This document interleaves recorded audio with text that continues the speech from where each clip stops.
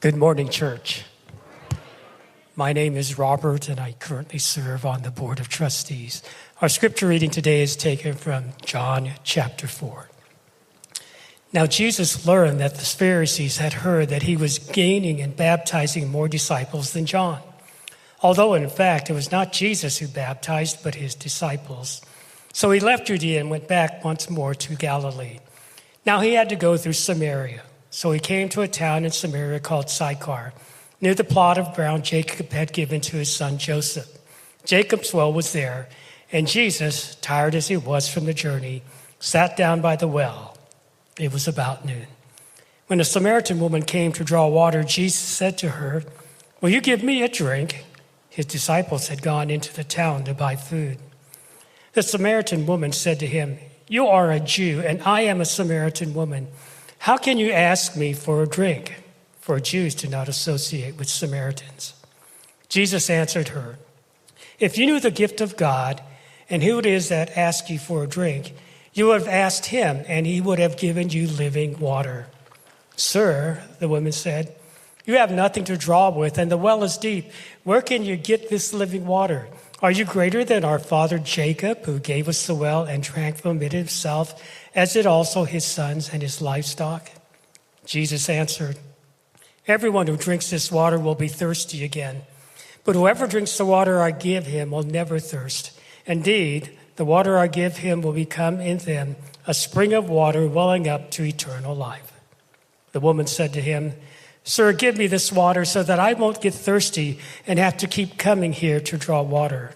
He told her, "Go call your husband and come back." "I have no husband," she replied.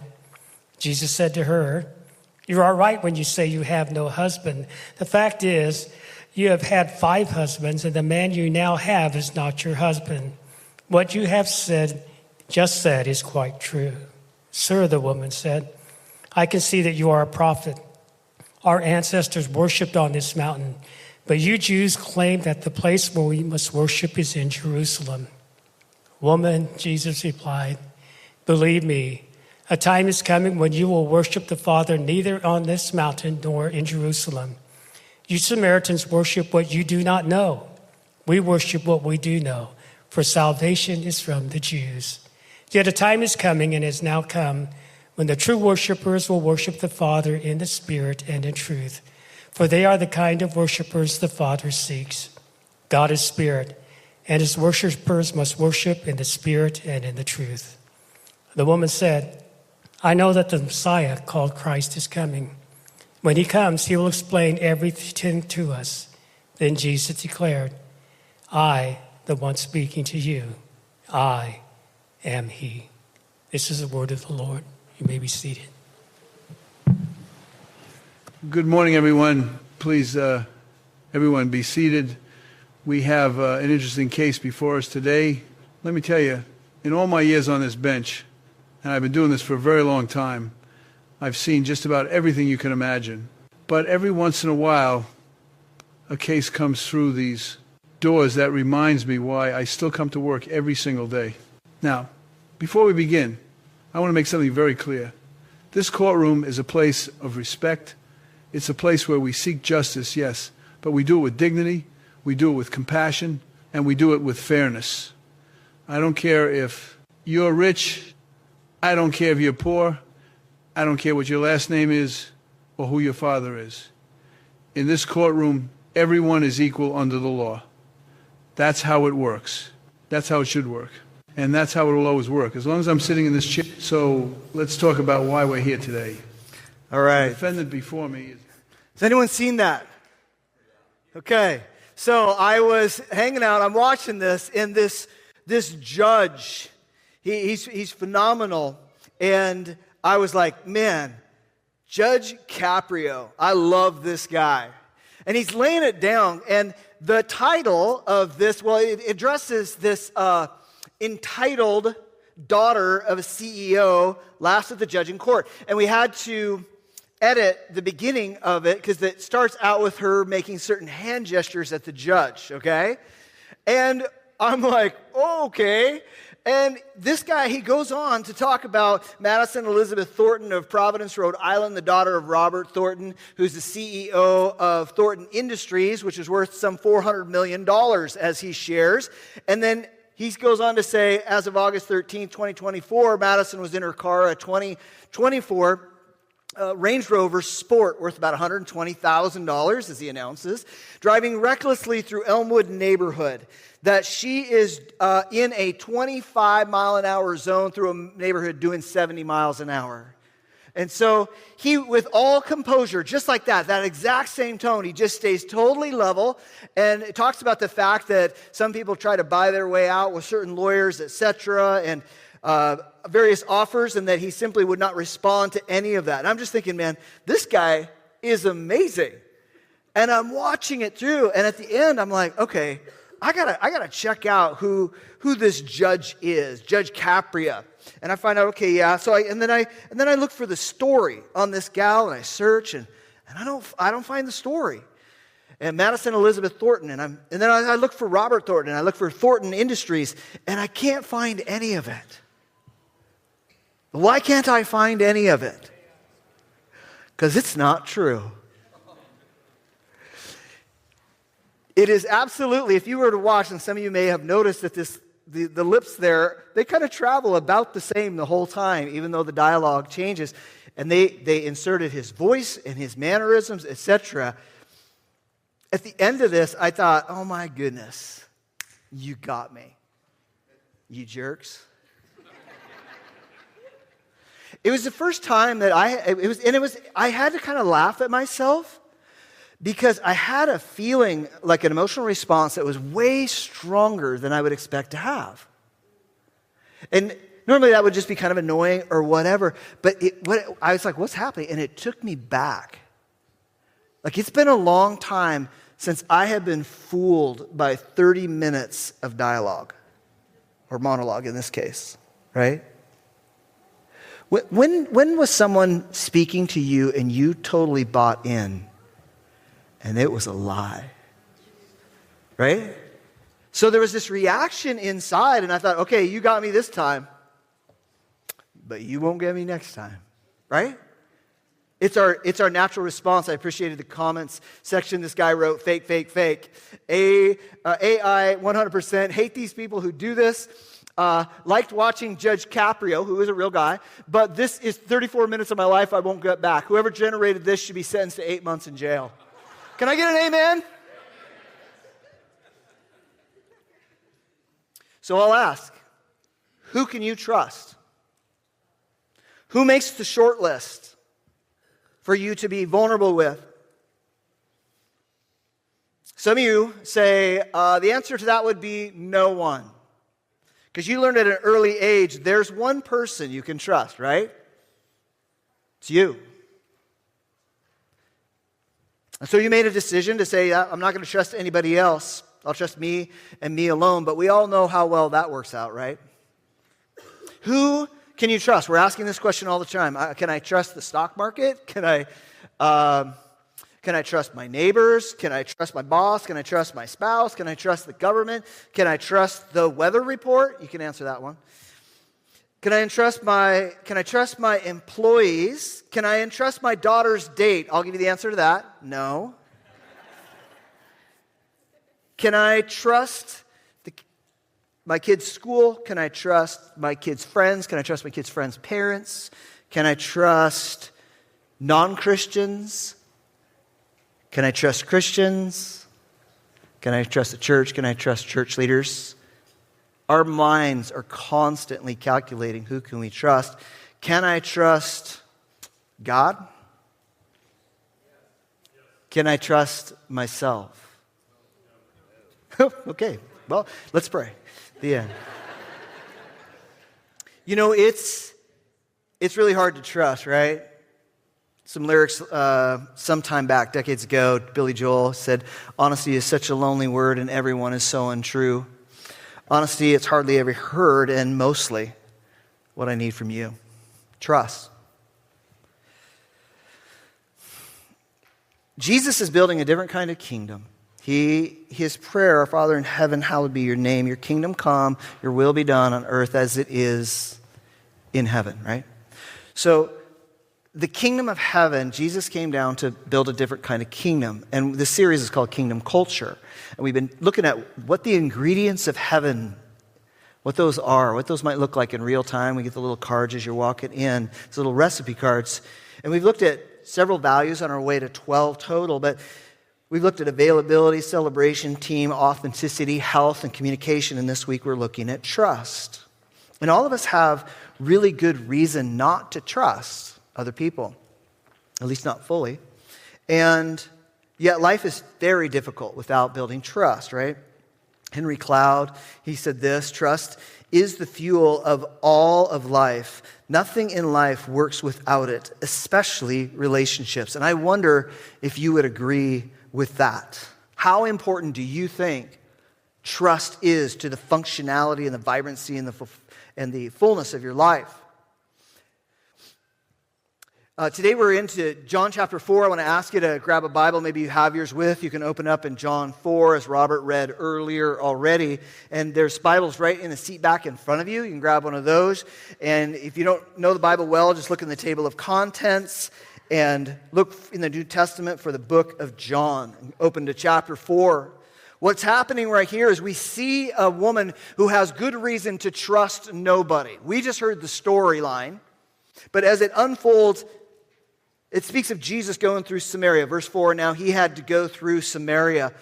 If you don't know what Samaria is, it's basically that Israel was divided into north and south, and Samaria is the north, and Judea is in the south, and Jerusalem is in Judea, in the south. And there's been this rivalry for a long time. At one point, they kind of split into two kingdoms. They had a king for each. It was, again, a civil war.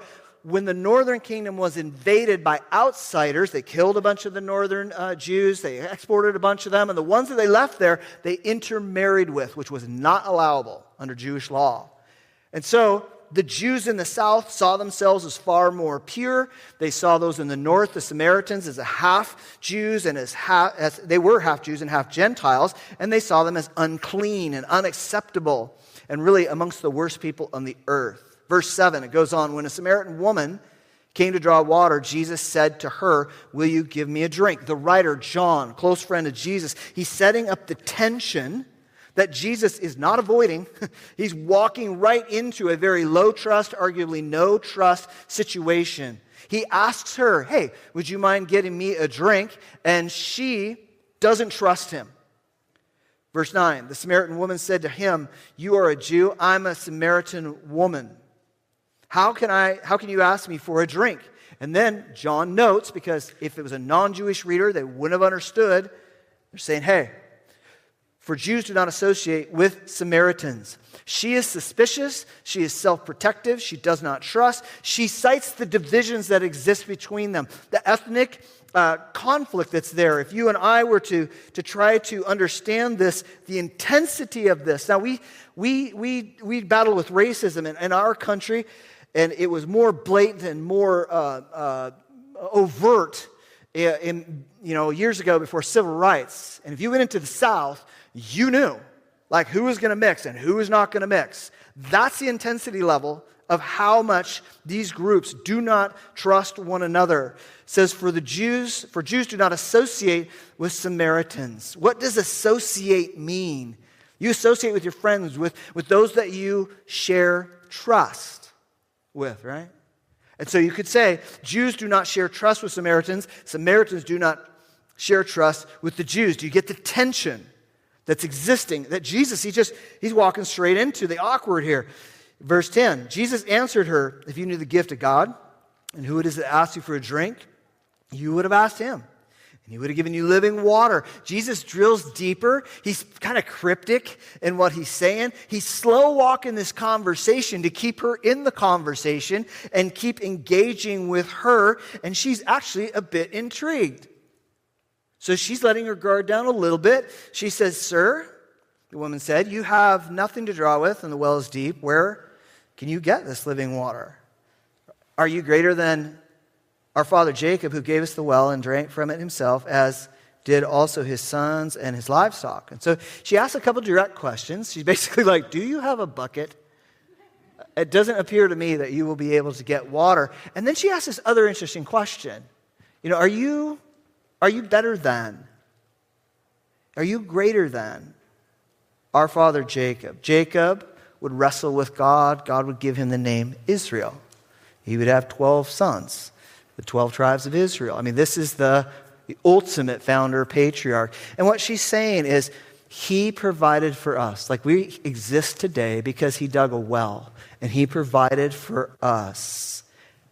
And what's in this all is like, hey, do you care about us like our ancestors did?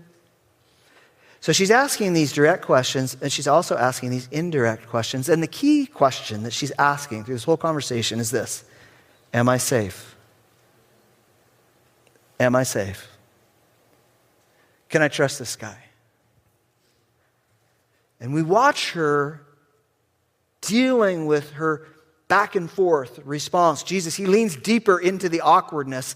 Verse 13, Jesus answered, everyone who drinks this water will be thirsty again, but whoever drinks the water I give them will never thirst. Indeed, the water I give them will become in them a spring of water welling up to eternal life. And she's focused. So she's focused on the thirst of the human body. And he's focused on the thirst of the human soul. Right? He's drilling down deeper, and she's like, hey, sir, give me this water so that I won't get thirsty and have to keep coming here to draw water. She at least nibbles at the hook that he's laying out there. She's open, and Jesus, man, he drills down again. And think of the cultural setting when he said, well, go call your husband and come back. And men and women did not talk in that culture back then. It wasn't, especially in a social setting, that was part of the suspicion that she had early on. And she had highlighted the ethnic division that existed, and she highlighted the gender division that existed. So arguably, Jesus is saying, hey, in order for us to keep having this conversation, let's invite your husband. Would that be appropriate? Of course, how does she answer that question? I have no husband. And again, we feel the sadness of the story. We feel a bit of her pain. And Jesus, he said, you're right when you say you have no husband. The fact is, you've had 5 husbands. And the man you know is not your husband. Jesus is not afraid to talk about your real life. And he wants you to be unafraid to talk about your real life. John highlights there's so many reasons not to trust. There's an ethnic divide, there's a gender divide, there's a morality divide. Does that sound familiar at all? If you are exploring faith and you're like, this is an ancient and outdated book, you're half right. It's ancient. But it's not outdated. The Bible knows you better than you know you. How much do you read it? We have to dig into the scriptures. Jesus, John, he's highlighting about Jesus, that Jesus is calling out the deep pain in her life, the deep shame, the relational failure, the moral corruption, but he is not doing it to condemn her. He's actually inviting her into a new life. He doesn't put her on blast. He actually encourages her in her tiny little confession that she made. He's not condemning her at all. He's commending her for her honesty and vulnerability and trust when he says, what you have just said is quite true. What would you give to be able to look at this conversation? This place that we know that she came later in the day, some of you know this, because normally the women would all come out together and they would socialize and they would protect one another. But she has, as we're going to find out, her reputation is terrible. And she is all alone, and she has this shame and she has this pain. And I can just envision Jesus saying, hey, what you just said, good job, good job. Way to be honest, way to be truthful.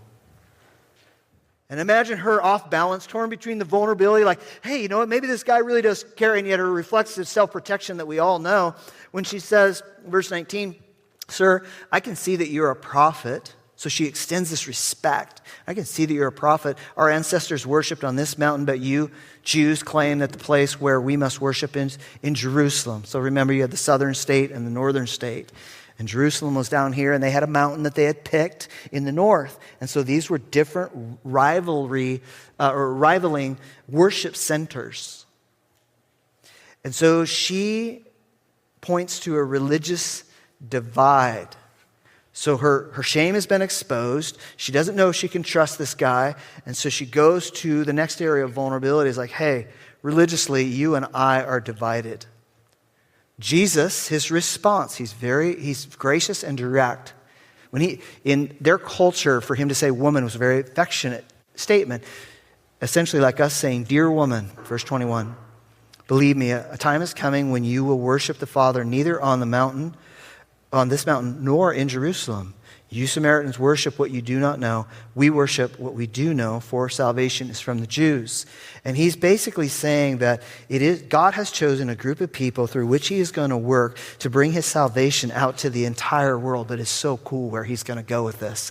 Because what he's saying is, so for right now, yep, the worship center's in Jerusalem, and you guys are off in this mountain. But guess what? A day is coming where none of that is going to matter at all. The exclusion, the division that's going on between us, God is sending a Messiah. That Messiah is going to pull together trust between people that don't trust each other. Verse 23, yet a time is coming and now has come when the true worshipers will worship the Father in spirit and in truth, for they are the kind of worshipers the Father seeks. God is spirit, and his worshipers must worship him in spirit and in truth. And what Jesus is drawing out is these huge themes of unity and togetherness and genuine worship. And he's basically saying, you know what? There's massive divides and you're pretty messed up, but it's not going to matter coming forward, because no longer is God going to make his temple in a building, and it's not going to be in a mountain. It's going to be in your heart. It's going to be in human hearts all around the world. And he's going to say, hey, come together, guys.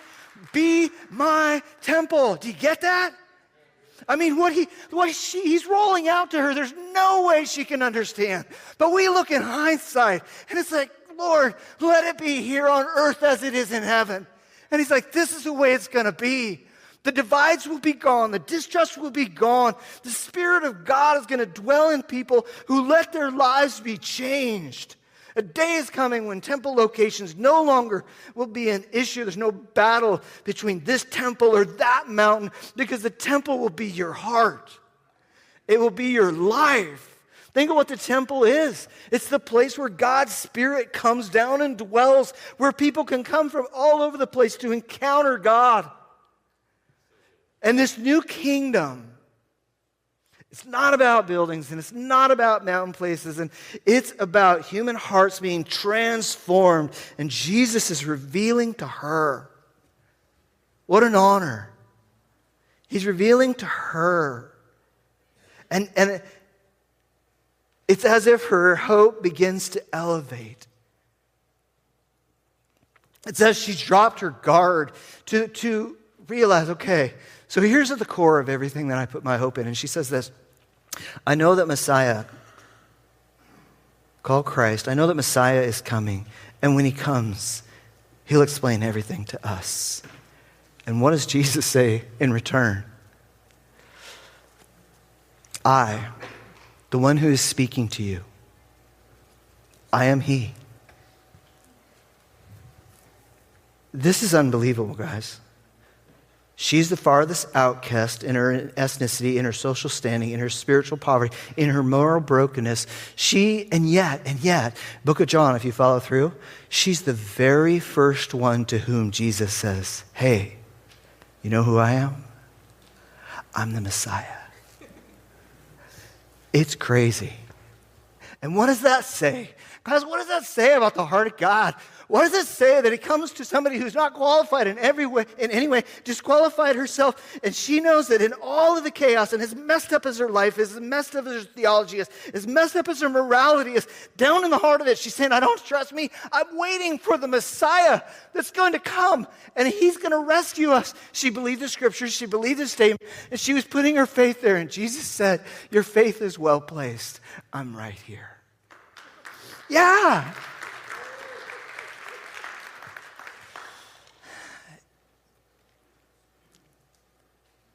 What is the thing that she got right? Trust. At the core of it, it was her faith, it was her belief, it was her trust. That as much of a wreck as she is, that there was a hope coming that was way beyond her. And there's 1,000 amazing things that are going on in this passage, but one of the coolest is this, that Jesus is building trust with her.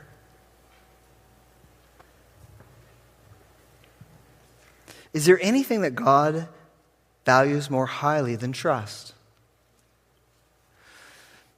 And some of you might jump to your mind, well, wouldn't that be? And that would be a good answer. Yet let me ask you this. Can you share love with someone else without trust? Right? You can actually give love without trust. God pours love into us, whether we trust him or not. But you can't share love. And though he needs nothing in return, he wants. The primary reason you're breathing air right now is because he wants to be in relationship with you. To his glory. To his joy. Anton Chekhov, he said, you must trust and believe in people or life becomes impossible. What do you think? Do you think God requires anything higher than trust? And what we learn is that trust in God and in the right people transforms your life beautifully. Verse 28, then leaving her water jar, the woman went back to the town and said to the people, come see the man who told me everything I ever did. Could this be the Messiah? And they came out of the town and made their way toward him. Guys, when you read the Bible, just look at some of the details that are there. And they just speak volumes. Leaving her water jar. She had moved from just being obsessed with the daily grind and the needs. And she showed up alone, and she goes back, and she had no relationship with the town other than a negative one. And from the compelling nature of her transformation, they come out. And what we learn is that deep life flows from deep trust. Some of you are trying to figure out, why does my faith not work great? Why do I not experience God a ton in my life? Why is there not all this beautiful fruit that's taking place? Let me ask you this. How often do you trust day after day? There will be a direct correlation. And what she's discovering is that a highly fulfilling life flows from a highly developed set of trust skills. It's what I want to draw our attention today. There's an epidemic of loneliness for many reasons in our culture, and one of the big ones is because nobody trusts anybody. If you had, some of you get this, if you had a high trust family, you knew that your family had a chance to really move ahead, right? You could excel in things, you could save money, you could get a house, you could go on a vacation, you could whatever. And even if you didn't have the money, there was just relational equity. But if you came from a low trust family, you weren't thriving. You're just trying to figure out where safety is.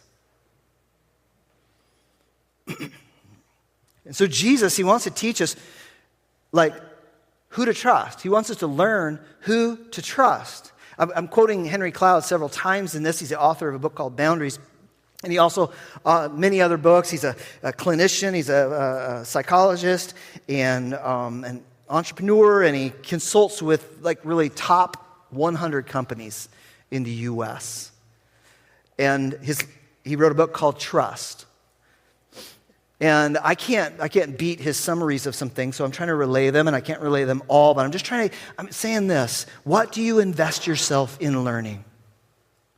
What's your skill? What's your hobby? What are you really good at? What did you get certified in? Where did you get the degree? How did you keep the job? What is the art that you do or the craft that you do or the sports that you do that people are like, wow, that's amazing. And the reason that you can do that is why?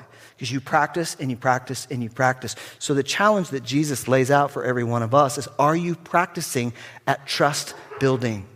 Are you studying it? Are you breaking down your game and looking at film, so to say? And what we realize is that this huge hesitation, because we have been hurt before, and this is a principle we share a lot, but it's really important to know, and it's this, is that forgiveness is free, but trust is earned. Forgiveness is free, but trust is earned. And some of you are trying to figure out, like, hey, I've made a lot of mistakes in who I've trusted, so I decided I'm not going to trust anymore. Dr. Cloud said, trust is the fuel for all of life. Nothing in life works without it, especially relationships. We are wired biologically, neurologically, emotionally, spiritually, and psychologically to trust. Trust is the currency that drives everything, so we need to be good at it. How good are you at trust? We recently adopted a cat. There's always somebody's like, oh, I'm so sorry. Pray for you. No, we adopted Panthro the battle cat, okay? This guy was living on his own, and the owners, they were checking with the neighborhood. Nobody claimed the cat. We're like, okay, we'll take the cat. And this cat is apparent that he's had to survive quite a bit, because when he first came in, he hid in the garage. We couldn't even find him, And we'd see there's food gone. But then eventually, he would show up a little bit, and then we left the door open, and he would come and he'd peek, and we make a sound, he'd just take off. Wouldn't matter. One time I sneezed, that cat shot like 4 feet in the air. It was funny. And now I can bring a jackhammer in the room, and this is what he does. Do we have that photo? Okay. There he is. No, he's a bum. Don't feel sorry for this guy. This guy has no job. He does not... Anyway, that's another story. But we understand that, don't we? Because if you've lived through trauma, you know it's not safe. So how do I figure out when it's safe and who and I can trust? Cloud goes on to say your brain is constantly asking one question, am I safe? And it asks that question about people, situations, and even God. Trust begins with the nervous system long before we consciously evaluate someone. Our gut, our biology are registering cues, answering the question, is it safe? The brain scans for safety or danger every moment. When it senses safety, it opens up to connection, growth, and performance. When it senses threat, it moves into protection. Your senses right now are just pulsating with, is it safe, is it safe, is it safe, is it safe? And if the smell of natural gas came through here, your senses would say what? It's not safe. Let's get out of here. Those systems are constantly running, and they run relationally as well. And Dr. Cloud goes on to say, trust is not primarily a moral issue. It's primarily a neurological and relational issue. It's about whether the system, your body, your brain, your history, experiences someone else as what? As safe. Some of you, that's the heartache because you want so badly to trust. But it comes up that it's not safe, and you think, well, how do I do that? So remember, forgiveness is free, trust is earned. Love is unconditional, but relationships have conditions. And this is how God deals with us. And so what do I look for? What would be the qualities? If you've been burned or if you're trying to figure out how to make a decision, whether it's in your relationships, your friendships, it's in dating, whether it's in even trusting your own family members, or maybe in a work situation with an employee or a boss, what would you look for in somebody that was trustworthy? Cloud lays out 5 essentials. The first one is this, is empathy. That they care about you. Like infants, when they're held by their mothers, right? When they're little and they're in pain or they're having difficulty, and what does the mom do but make sweet sounds? And the sound of her voice and the vibration of her chest, that little one oftentimes will be soothed. Because they conclude, this person, they care about me. You know this axiom, people don't care how much you know until they know what? How much you care. So the first one is, if you're like, hey, can I trust them? The question, is, do they care about you? Empathy. Second one is motive. Not only do they care about you, but they are for you, all right? I was in high school. I was playing the drums. We had a state championship snare drummer. I don't know if you know that exists. But if you win the entire state, you're really, really good. And this guy, he said, hey, I want to help you grow if you would like to grow. And I'm like, yeah, that's great. So I meet at his house after school, and we would just practice and practice. And I was getting better and better and better on all my rudiments, my ability, my control, my power, my speed, the whole thing. I was amazed at how much it was jumping. And I thought, well, this is cool. And then in a moment, after a while, he's like, man, you're getting amazing. This is going to be incredible. And then I could tell by the tone, when he said, I'm so excited that I was a state championship and now people are going to know me as someone who created a state champion.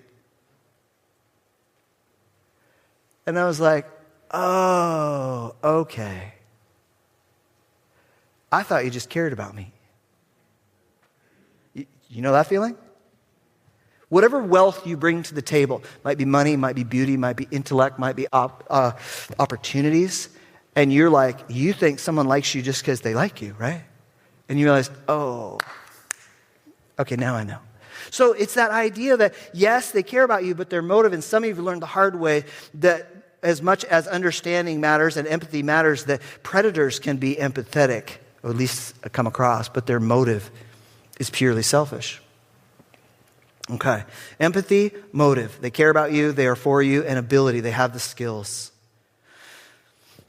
A land deal years ago, we got into a dispute and a lawsuit was filed against us, and we went to a family friend at church. Hey, you're a lawyer. Yeah, I'm a lawyer. Okay, will you help us with this? And he's like, sure. He'd give us a discount. It's still thousands of dollars. And so we give him the money, and the job's not getting done. I call a developer friend of mine and said, hey, he's like, well, he goes, call this guy. And so we called that guy. And he sent one letter in one day, and bam, everything was cleared up. The difference was my buddy was a family and divorce lawyer. The other guy was a real estate lawyer. Okay? My friend, he had empathy. He cared about me. He wanted what was best for me, but he didn't have the skills. And some of you right now, you've got people in your life, they care about you, and they're for you, but the skills that you're resting on, they don't have. All right. Empathy, motive, ability, and then wholeness. I've changed these terms a little from clouds just to make them simpler. Some people are really honest, very hardworking, but there's still something lacking in their wholeness. It's not about perfection. It's about character, and healthy emotional intelligence. It's basically, how do you function under pressure? How do you relate when it's hard? Like, have you noticed life is easy when it's easy? But life is hard when it's not easy? And then you find out who you are and you find out who other people are. 20 years ago at another place, I had a pastor on the staff, and man, this guy cared about people. He was for people. He had amazing abilities to speak and to teach and to counsel and to lead and all of these different things. And then I noticed that he ended up getting into this kind of petty conflict. And I'm like, okay, that's a one-off. And then a few months later, another petty conflict. And no, it's a two-off. And then a couple, and then 3, and then 4, and then 5. And what I'm realizing is this guy is not as whole as I thought he was. He's a good guy, but inevitably he comes into conflict. And I discovered that, this guy is actually emotionally high maintenance.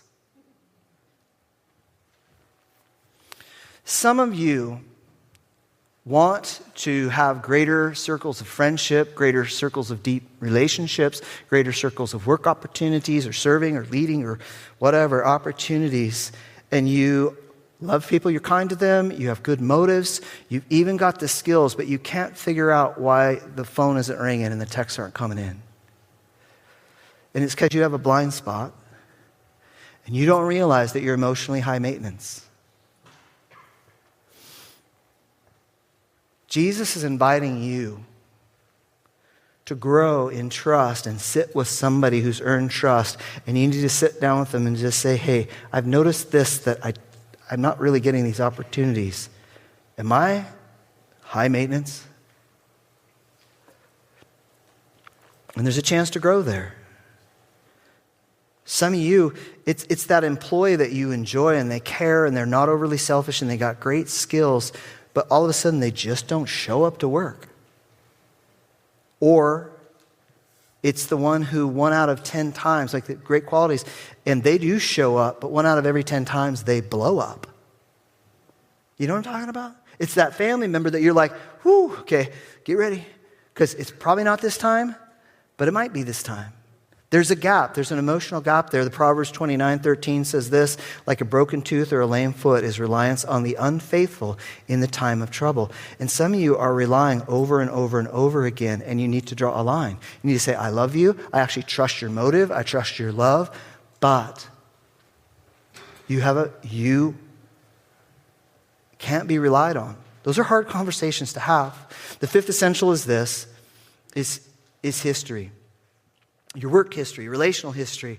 Henry Cloud, he talks about a friend that asked for advice. He said, my daughter's boyfriend wants to sit with me. I'm pretty sure he's going to ask for her hand in marriage or ask for my blessing on that. What should I do? So this author, Henry Cloud, he says, I'm going to ask, he goes, well, I can tell you what's going to happen when some guy comes to ask for my daughter's hand is I'm going to ask 2 questions. I'm going to ask for 2 years back tax reports, and I also want to see his credit scores.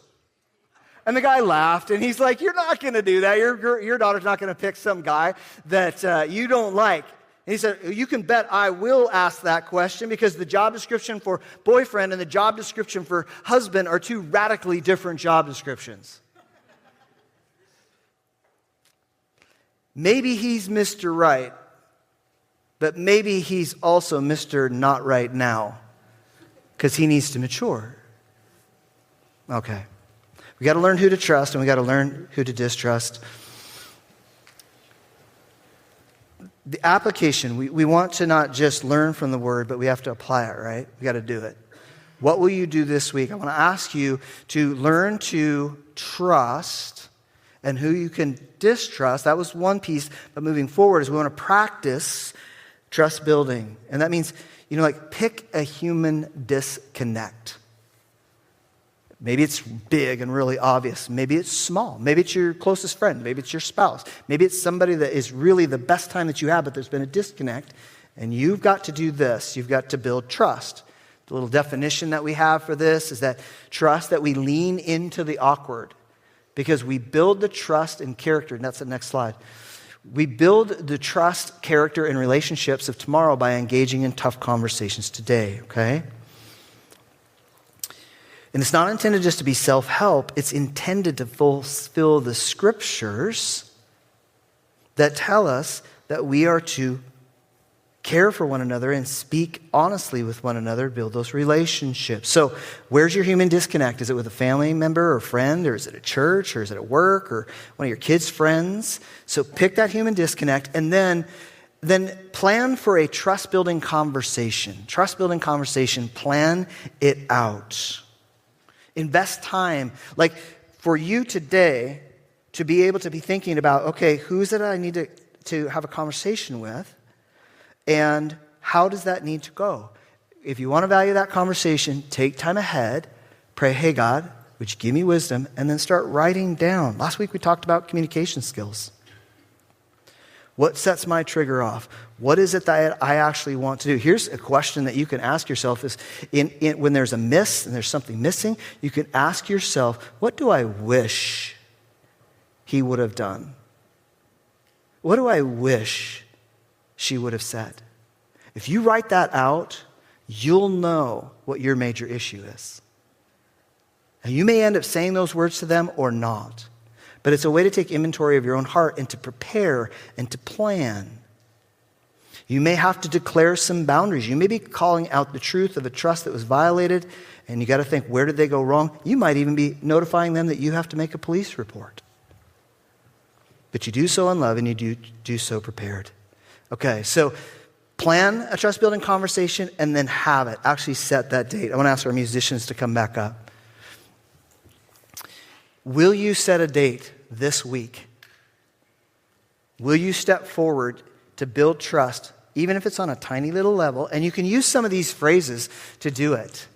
Like maybe you had a conflict and things didn't go great, or you were in a work meeting and you just felt like, man, I didn't like the way that went down. Or I think maybe, they were distrusting of me. And you could just say something like this. You could say, you know what, I felt a disconnect in our views. I value our relationship, and I wanted to know if you would be up for a trust-building conversation. Does that make sense? Like, you got to come up and say this stuff. Another one is, you could say it like this. I sensed some tension in our conversation last week. Maybe it was just me. But I'd love to strengthen our relationship by talking it through. Most people, if you approach them that way, they will respect you and they will feel respected. Around here and within our office, within our team, we're kind of like roommates. We work together and, you wear on each other at times. And I really appreciate it when my team members come up to me and they say, hey, can we have a trust-building conversation? Because what they're saying is, you matter to me. This team matters to me. The unity that God wants matters to me. And they're actually saying, I trust you enough to sit with you and have an awkward conversation. There's too many of us that back away from that. And we avoid the conflict because we think that's being loving. And it's actually being less loving. And it's just being self-protective. And it's not relying on God. I invite you to bow in prayer right where you are. And ask the Lord this question. Lord, who do you want me to build trust with this week?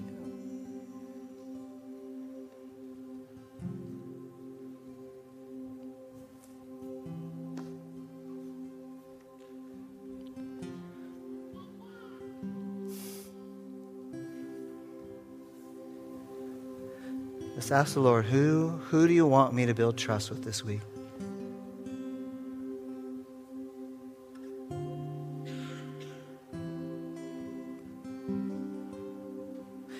And as a name comes to mind, just pray. Pray God's goodness on them. Pray God's blessing on them.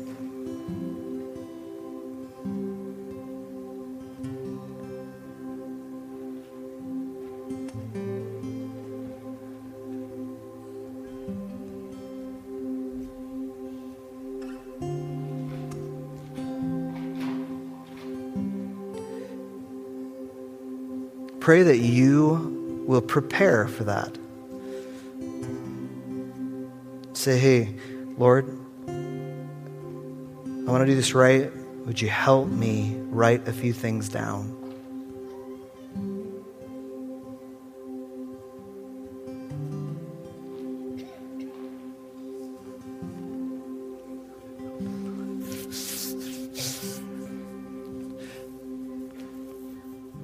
Continue in prayer. I invite you just to quietly stand where you are. I'm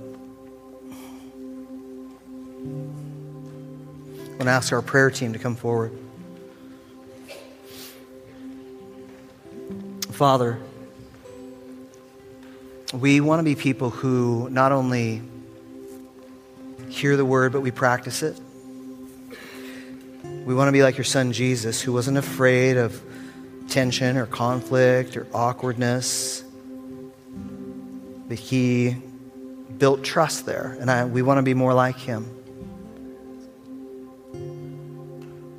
Work miracles, Lord. We want to tell story upon story of how you brought attention and glory to yourself and joy to your people by us leaning into the awkward, building relationships of trust.